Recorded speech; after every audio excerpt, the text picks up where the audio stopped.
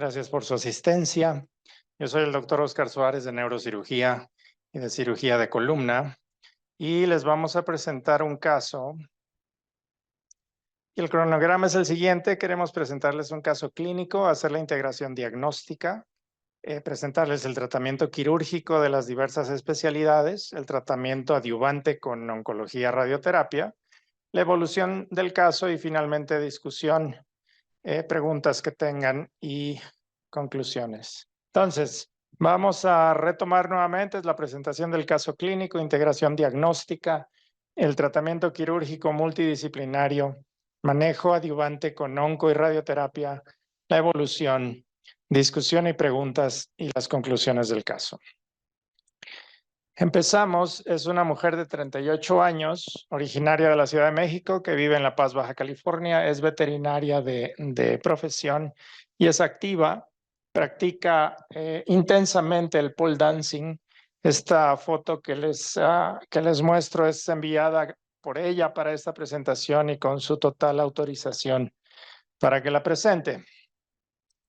En cuanto a su historia clínica, antecedentes heredofamiliares negados, personales patológicos, ella es vista por su médico internista allá en Baja California, tiene hipotiroidismo controlado con Eutirox y síndrome metabólico que estaba manejado con hipoglicemiantes orales que lo suspende por motivos desconocidos 2 meses antes de llegar con nosotros.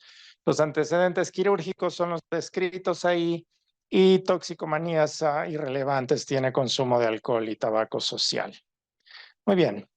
Su padecimiento actual, la paciente refiere que inicia 4 años previos con dolor costal izquierdo de tipo mecánico, de inicio leve que va progresando lentamente, se irradia en hemicinturón, está asociado a asimetría dolorosa de la parrilla costal y es un dolor que poco a poco le impide sus actividades físicas. Es valorada por múltiples ortopedistas en su lugar de origen. Le preguntan a qué se dedica. Ella dice que hace pole dancing y le dicen, ok, eso es un dolor muscular mecánico ocupacional debido a su actividad deportiva y manejada inicialmente con AINES que van progresando hasta el uso de opiáceos e incluso marihuana.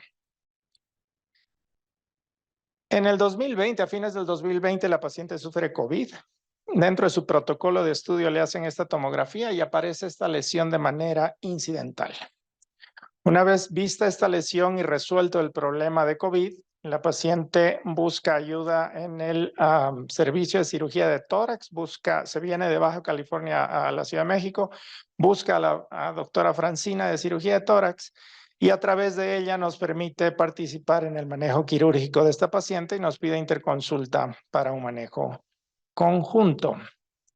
A la exploración neurológica, cuando vemos a la paciente, su exploración no tiene datos patológicos importantes, su exploración neurológica es en general normal y la exploración neurológica local nos muestra asimetría torácica, hipomovilidad del hipocondrio, hipoestesia, parestesia, incluso algunas disestesias ocasionales en la parrilla costal, en las últimas costillas del lado izquierdo. Estas son las imágenes de resonancia magnética donde se puede observar una lesión grande ocupativa que está involucrando varias costillas y en el lado izquierdo de la pantalla se puede ver que involucra también el cuerpo vertebral. En la tomografía se puede ver que es una lesión osteolítica que involucra parte del cuerpo vertebral, la articulación facetaria, parte del cuerpo vertebral superior también, y se extiende lateralmente hacia el tórax a través de las costillas. En el corte axial pueden ver que es una lesión destructiva que abarca parte del cuerpo vertebral, destruye prácticamente todo el pedículo del lado izquierdo, abarca también el arco posterior, la articulación costovertebral, tanto en la unión entre la costilla y la apófisis transversa, así como también la costilla y el pedículo, y destruye parte de la lámina y el arco posterior. Y en cuanto a la resonancia magnética, podemos ver que involucra el cuerpo y parece que emerge del foramen sin haber una compresión severa de la médula. Podemos ver todavía líquido cefalorraquídeo que separa la médula de la lesión tumoral. Y en este caso, en la visión coronal y en la visión sagital, podemos ver que no es una compresión propiamente de la médula, todavía tenemos líquido que preserva la misma. Muy bien. Con esta clínica y estos estudios de imagen, integramos los siguientes diagnósticos. Como diagnóstico sindromático tenemos un síndrome doloroso costal izquierdo, un síndrome radicular sensitivo motor costal izquierdo. En cuanto al diagnóstico topográfico, involucra la columna dorsal, da la impresión de que es extradural y que involucra los niveles T9 a T12 con invasión torácica. Y en cuanto al diagnóstico etiológico, nuestra sospecha es que probablemente se trata de un schwannoma torácico gigante versus, por simple estadística, una lesión metastásica. Se decide el manejo quirúrgico, iniciando por cirugía de tórax y en el mismo tiempo quirúrgico, la cirugía a cargo de neurocirugía. Y con esto les dejo a la doctora Francina Bolaños, que es la cirujana de tórax, involucrada en el caso para que les cuente la parte del abordaje quirúrgico de tórax. Doctora. Muchas gracias por la invitación. Algo importante en el caso es que esta chica tenía una historia de un nódulo tiroideo de hace 10 años, en el cual fue puncionado. No sabe muy bien cuál fue el reporte de patología, sin embargo, su tratante decidió aplicarle yodo radioactivo y aparentemente las pruebas de funcionamiento tiroideo estuvieron posteriormente normal. Ella debuta hipotiroidea al año siguiente, tomando Eutirox. Y algo importante es el dolor que refiere el doctor Suárez, un dolor intenso que necesitó el uso de medicina alternativa como marihuana y también parches de buprenorfina. Le dio COVID y esta es la manera con la cual se hizo el diagnóstico a través de una tomografía. Sin embargo, en el examen físico pues no había una palpación de una lesión tumoral a nivel del tórax. Sin embargo, sí refería mucha sensación del dolor neuropático extendido a nivel de la novena, décima, onceavo y doceavo arco costal. No me voy a demorar en esto, pero la tomografía inicial se encuentra esta tumoración de aproximadamente 10 centímetros de longitud, muy redondeada, infiltrando tejidos blandos y también los cuerpos vertebrales, y la novena, décima, onceava y doceava costilla estaban tomadas.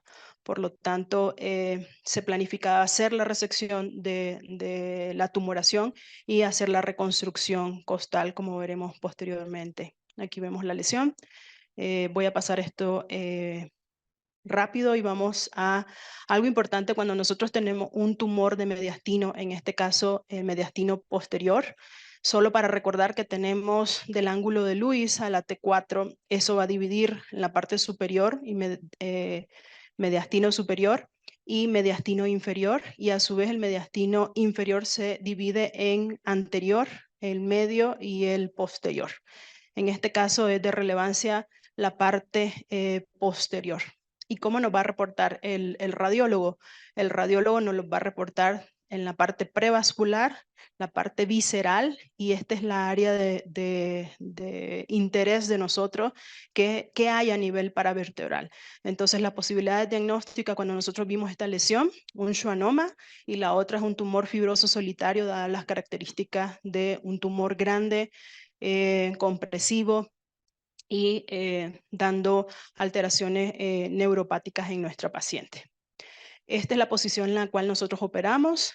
Previo a esto se tiene que hacer una intubación selectiva con anestesia, darle monitorización a través de una línea arterial, en decúbito lateral del lado derecho.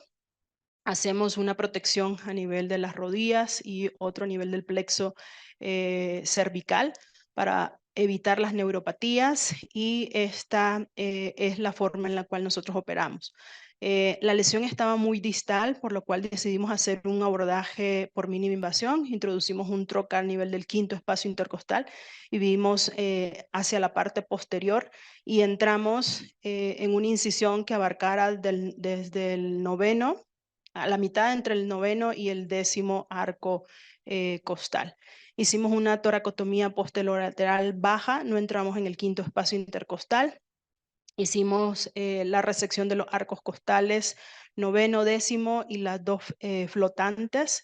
Y también la presencia de tejido muscular, principalmente dorsal, dorsal ancho, que estaba adherido al tumor. Posteriormente al cierre, hicimos la reconstrucción de la parrilla costal con una malla dual mesh que tiene doble revestimiento y logrando una buena fijación y buen soporte costal. Esta es la resección del tumor, un tumor bastante vascularizado, friable. Tenemos aquí la parte que estaba tomando de la apófisis transversa del cuerpo vertebral. Y esta es la radiografía con la cual nosotros salimos. El doctor va a explicar qué sucedió después de la toracotomía. Dimos posicionamiento para hacer la cirugía de reconstrucción a nivel de la columna cervical. Muchas gracias. Muy bien. Entonces, una vez terminado el procedimiento de cirugía de tórax que ustedes acaban de escuchar, y una vez obtenida esta pieza donde se ven las tres costillas adheridas firmemente, inicia el proceso neuroquirúrgico. Pensando que era un schwannoma gigante, nuestra idea era una exéresis completa con corpectomía e instrumentación de la columna. Y en caso de que fuese una lesión metastásica, por estadística, pensamos en estos primarios como las opciones predominantes. Para criterios quirúrgicos utilizamos, por supuesto, las diferentes escalas de pronóstico, las cuales las pasa la paciente sin ningún problema. En el caso de definir si vamos a instrumentar o no, utilizamos la escala SINS, que en este caso nos dio un número 7, y eso es complicado porque la escala de inestabilidad en caso de neoplasia nos dice que la columna está estable si es del 0 para abajo y está inestable si es del 13 para arriba, pero esta cosa del 7 al 12 es indeterminada y nos da un amplio margen de criterio personal para decidir si se instrumenta o no. La clasificación de Tomita también nos ayuda a tomar decisiones quirúrgicas y finalmente, como siempre, es el criterio NOMS que se utiliza en estos casos, que involucra los criterios neurológicos, oncológicos, mecánicos y sistémicos. Sistémicamente la paciente está bien, mecánicamente da la impresión de estar inestable por lo comentado anteriormente, que involucra varias articulaciones de la columna en ese sitio. Y en cuanto a si es radiosensible o no, pues no tenemos el primario. La parte neurológica de NOMS, la primera, es si tiene una compresión de bajo grado o una de alto grado, y nosotros pensamos que la característica de este paciente corresponde a la de bajo grado. Entonces, una vez habiendo utilizado estas escalas, decidimos entrar. El paciente ya tenía el abordaje debido a que estábamos entrando después de la doctora. Tenemos una visión más o menos así. Los pasos quirúrgicos que llevamos a cabo son siempre los mismos. Empezamos haciendo la resección del disco superior y la resección del disco inferior, y de esa manera delimitamos los límites superior e inferior de la lesión. Una vez habiendo hecho la discoidectomía completa, hacemos el fresado del pedículo, y ese fresado del pedículo nos va a llevar directamente a la dura madre de la médula. Y en ese sentido tenemos liberado el espacio que tenemos, el que más nos preocupa, el que queremos proteger, y tenemos entonces el límite posterior. Nos falta entonces delimitar el ligamento longitudinal anterior, y una vez hecho eso tenemos nuestros márgenes para poder realizar una corpectomía con un margen de seguridad muy razonable. Estamos viendo lo que hacemos. Utilizamos una mezcla de cincel y aspirador automático para hueso. Es una lesión muy vascular. Esta parte de la cirugía normalmente sangra mucho y lo queremos hacer rápido. Cuando usamos el cincel, tenemos el cuidado de no pasar del tercio medio del pedículo contralateral. Para esto nos guiamos por fluoroscopía en el quirófano, porque si es que el cincel pasa esa línea, tenemos riesgo alto de lesionar estructuras vasculares contralaterales.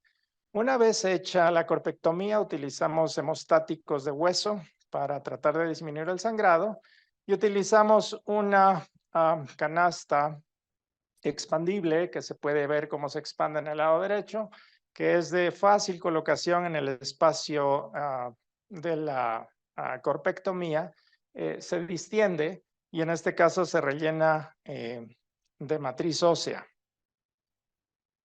Posteriormente utilizamos neuronavegación para la colocación de los tornillos para suplementación posterior y este es el resultado quirúrgico con los tornillos pediculares y la caja en el lugar donde estaba la vértebra tomada. Esta es la imagen preoperatoria y esta es la imagen postoperatoria libre de tumor con la colocación razonablemente correcta de la caja y la suplementación posterior con con tornillos transpediculares.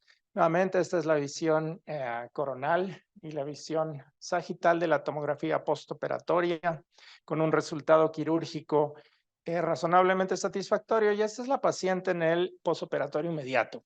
La paciente está íntegra desde el punto de vista neurológico, sin complicaciones desde el punto de vista de la cirugía torácica, con razonable control del dolor y pudiendo deambular a los días de una cirugía así de extensa. Y este es el reporte que recibimos de patología que nos sorprendió muchísimo y resulta ser una metástasis de un primario de tiroides. Y con esto quisiera dar paso al comentario que nos va a servir muchísimo del doctor Rogelio Sánchez, quien nos va a hablar de las características histológicas de esta lesión. Doctor. Que lo que observamos en transoperatorio fue una lesión neoplásica maligna, tenía figuras de mitosis, pleomorfismo, tenía esta configuración, quistes, túbulos, un material eosinófilo, y nuestro reporte en transoperatorio fue neoplasia maligna con patrón tubuloquístico. Terminamos algo desconcertados porque al excluir una lesión neural o un sarcoma, pues bueno, excluimos un alto porcentaje de probabilidades. Ya en el estudio definitivo, esta es la pieza que recibimos. Este es un corte longitudinal a través de las costillas, por eso no las observamos aquí. Pero esta es la lesión, que mide 9 centímetros de eje mayor, tiene una zona central de aspecto fibroso, tiene múltiples áreas de hemorragia. Estos lóbulos límites están de manera empujante, delimitados desde la superficie pleural.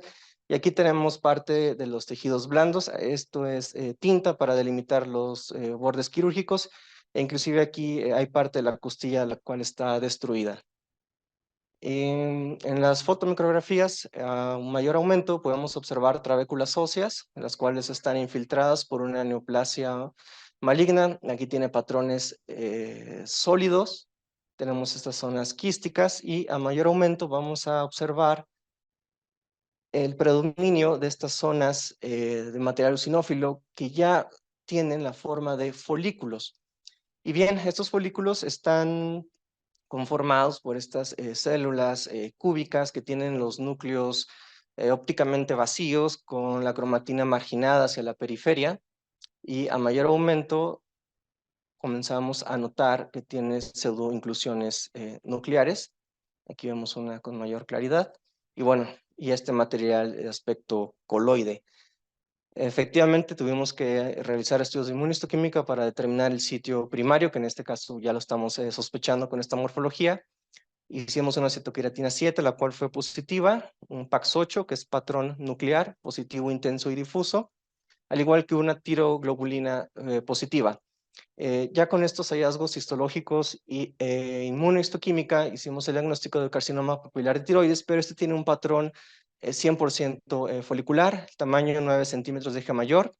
El inmunofenotipo, como lo mencionamos, CK7, TTF1 y tiroglobulina positivo. Invasión linfovascular de la cápsula, sí tiene invasión. Invasión pleural no identificamos. Un índice mitóxico relativamente alto para hacer un carcinoma papilar. Son 6 mitosis por 10 campos de alto poder. Bueno, los tejidos de músculo esquelético y costilla con infiltración. Los márgenes, los que estuvieron intentados fueron negativos. Un ganglio linfático que encontramos regional, negativo a metástasis. Y como un comentario, bueno, pues recomendamos buscar primario en glándula tiroides o descartar la posibilidad de una neoplasia originada en un tejido glandular ectópico. Posterior se realizaron estudios de biología molecular para hacer un perfil genético y tratar de ofrecer un tratamiento. Se hicieron alteraciones para red PTC, mutación de BRAF y KRAS, todos negativos. Posterior recibimos la tiroides, el compartimiento central, donde vemos exactamente la misma imagen.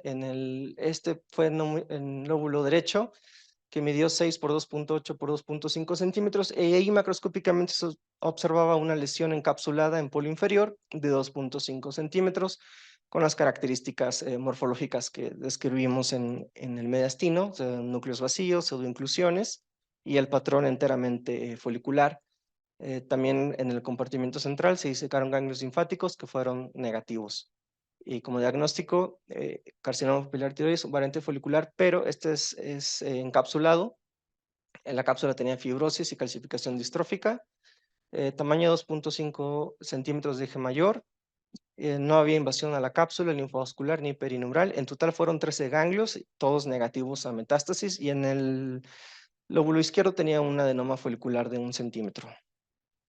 Y esto fue por parte de patología. Pues agradeciendo al doctor Rogelio por su excelente presentación de patología. Una vez hechos los estudios complementarios y con el diagnóstico que nos dieron, pues pedimos la ayuda del doctor Mauricio Sierra, experto en cirugía endocrina, quien nos comentará su parte quirúrgica. Mauricio. Mil gracias. Gracias por la invitación para estar con ustedes hoy. Y brevemente comentar lo que nosotros trabajamos como equipo de cirugía endocrina, que fue, como se habrán dado cuenta, mucho más sencillo de lo que se enfrentaron los equipos de neurocirugía y de cirugía de tórax. Como les comentaron, y recordando nomás brevemente, pues se hace este estudio tomando en cuenta el antecedente de esta paciente que tiene una biopsia con estudio histopatológico no conocido y que sí llama la atención porque sin duda presenta un nódulo tiroideo que al parecer está estable durante todos estos años y que además, de acuerdo a esta clasificación de TRATS, es un TRATS bajo, en donde normalmente por los hallazgos, en algunos casos ni siquiera se les propone una biopsia por aspiración, que es el método más sensible justamente para diagnosticar tumores de la glándula tiroides, ¿no? Y está bien estudiado y bien caracterizado cómo sirve el ultrasonido, y creo que en 20 años ha sido o ha hecho una diferencia enorme lo que nuestros compañeros de radiología proporcionan como información en cuanto a la toma de decisiones, aún en tumores muy pequeños que si tienen estos cambios muy sugerentes de un tumor, se llevan a cabo biopsias de nódulos de menos de 1 centímetro y estamos operando ya pacientes justamente con tumores de este tipo, que no es el caso de la paciente, y eso es lo que probablemente para todos como equipo nos llamaba mucho la atención, porque realmente el curso o la evolución de este nódulo y la enfermedad tiroidea de esta paciente fue pues muy, digamos, y de hecho indolente, y realmente no daba como para suponer que el origen del otro problema en tórax era justamente o partía o se originaba a partir de la glándula tiroides, ¿no? Y lo mismo ocurre en esta paciente en donde encontramos pues, datos poco compatibles con un tumor, y aquí pues claro que a mí me invitan a participar con mucho gusto y pues no hay mucha duda en el aspecto en que o no sabemos normalmente a veces cuál es primero, si el huevo o la gallina, cuando encontramos estas lesiones, y aquí estaba muy claro que era un tumor raro, con un comportamiento muy agresivo a distancia, sin embargo poco agresivo a nivel local, como ya vieron también en la información que nos proporcionó Patología hace un momento. Y uno trata de buscar en el ultrasonido datos a favor de que esto pudiera ser agresivo, como por ejemplo esta zona en donde parecería que en la cara anterior del istmo tiroideo, donde esté ese nódulo, parecería que invade el músculo, pero realmente a pesar de la multinodularidad de la tiroides, a pesar de este nódulo con características, como les decía, TRATS 3, 4, pues no parecía un nódulo o un tumor agresivo, y tanto en las cadenas cervicales del compartimento central como en las cadenas laterales no se encontraron datos de extensión de enfermedad justamente a este nivel, ¿no? Y entonces estamos ante un tumor de crecimiento muy lento o casi nulo a lo largo de todos estos años, que siendo papilar, además, salta las cadenas ganglionares, donde ustedes saben, normalmente el carcinoma papilar se extiende de primera mano y se va directamente a una metástasis en los huesos. Entonces lo que tuvimos al final, de acuerdo al ultrasonido que se realiza, es un nódulo derecho que ocupa la gran parte del lóbulo derecho y otros nódulos pequeños del lado izquierdo, sin que, aunque ahí esté señalizado, hubiera al parecer involucro de los ganglios tanto del compartimento central como del compartimento lateral. De todas formas, tomando en cuenta este diagnóstico, lo que se realiza y que está sombreado en amarillo entonces es una tiroidectomía total, y de manera profiláctica, pensando justamente que durante la operación encontramos probablemente adhesión del tumor al músculo, se reseca el músculo externo tiroideo junto con la glándula, por eso ven en patología que se reporta músculo estriado, y también pensando en que esto automáticamente salta a N1 cuando hay esta extensión, se quitan los ganglios del compartimento central. A pesar de que se revisan el compartimento lateral, no encontramos datos sugerentes de metástasis a este nivel, pero se quitan, como ven ustedes, un muy buen número de ganglios del compartimento central. El resultado de patología ya lo vieron, y como les comentaba, desde el punto de vista mío, de mi especialidad, pues sí llama la atención que un tumor pequeño de tipo papilar, en donde normalmente las metástasis son de tipo linfático, salte de manera hematógena a hueso, a distancia, sin involucrar el resto del cuello. Entonces, se llevó a cabo la operación de esta manera, sin eventualidades realmente que comentar y con los resultados de patología que ya nos adelantaron nuestros amigos de patología. Muchísimas gracias. Muy bien, muchas gracias, Mauricio. Entonces, me parece que este es un caso interesante por varias vías. Es un comportamiento inusual y nos permitió hacer un manejo multidisciplinario con el involucro de varias especialidades.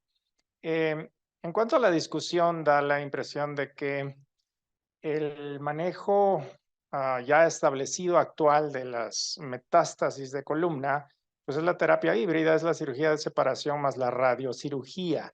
Ya no es necesario hacer las espondilectomías, una cirugía oncológica o lo más cercano a una cirugía oncológica que se puede hacer en columna, con un grado de complicación y de mortalidad bastante elevado, especialmente si uno se encuentra en la parte baja de la curva de aprendizaje. Con el advenimiento de la radiocirugía se puede hacer una cirugía de separación y luego radiocirugía al lecho con muy buenos resultados. Lo interesante de este caso es que nosotros pensamos inicialmente que se trataba de un schwannoma. Veíamos que daba la impresión de que el origen era el foramen y que se originaba del nervio, y por ejercicio académico uno dice puede ser siempre una metástasis, pero en una mujer joven nuevamente por frecuencia es una metástasis de SEA de mama. No nos imaginamos nunca que iba a ser un cáncer de tiroides. Y entonces para discutir un poco eso, los pilares del tratamiento involucran siempre la cirugía, a pesar de ser una metástasis que por definición es tristemente es una enfermedad terminal. La cirugía debe ser parte del pilar del manejo y la cirugía debe estar enfocada a por lo menos la neurocirugía debe estar enfocada a dos puntos específicos: la preservación del estado neurológico, la separación de las estructuras nerviosas como es instancia número uno, y la estabilidad de columna, que es igualmente importante como instancia número dos. De los criterios quirúrgicos ya hablamos. Esto es importante. Este es un artículo muy reciente de Auspein, donde considera nuevamente la cirugía como uno de los pilares fundamentales del tratamiento de enfermedad metastásica hacia la columna, cumpliendo estos objetivos que hablamos: control del tumor primario, control neurológico y estabilidad de la columna. Estos son los estudios posteriores, donde se hace un PET a la paciente. Esto es inmediatamente después de la cirugía, donde se encuentra que hay un control adecuado de la lesión. Este es un PET posterior donde lastimosamente se encuentra involucro pulmonar, poco de involucro local del sitio de la cirugía y una nueva lesión en cráneo. Esta es la lesión en cráneo que nos envió la paciente últimamente, donde da la impresión de ser nuevamente metástasis óseas, no propiamente cerebrales. La paciente se nos perdió un poco del seguimiento. Alguien en otra institución decidió dar radiocirugía a esta lesión como tratamiento de primera instancia. No estoy del todo claro si estoy de acuerdo o no con eso. Y finalmente, para concluir, es una paciente que ingresó con diagnóstico de schwannoma versus metástasis, donde se hizo un manejo multidisciplinario quirúrgico, se hizo retiro de la lesión, se hizo retiro de la lesión torácica, luego retiro de la lesión de columna, instrumentación de la columna, se hizo una resección y una cirugía de separación, a pesar de no estar pensando en el diagnóstico de metástasis. Posteriormente, con la cirugía de tiroides y el tratamiento con yodo radioactivo posterior, afortunadamente la paciente tuvo una evolución clínica satisfactoria. Al día de hoy, ya 3 años de la cirugía, la paciente se encuentra íntegra con índice de Karnofsky de 100, no tiene limitación para esas actividades. Sin embargo, tiene estas lesiones de nueva aparición. Y la pregunta es, ya habiendo recibido radiocirugía, parece que tiene unas lesiones en mano también. Nos preguntamos si vale la pena hacer una cirugía de la lesión ósea de cráneo o dejarla con la radiocirugía. Son preguntas que no nos hemos logrado responder hasta ahora. Y esta es la paciente en la foto que nos manda el día de hoy. Muchas gracias.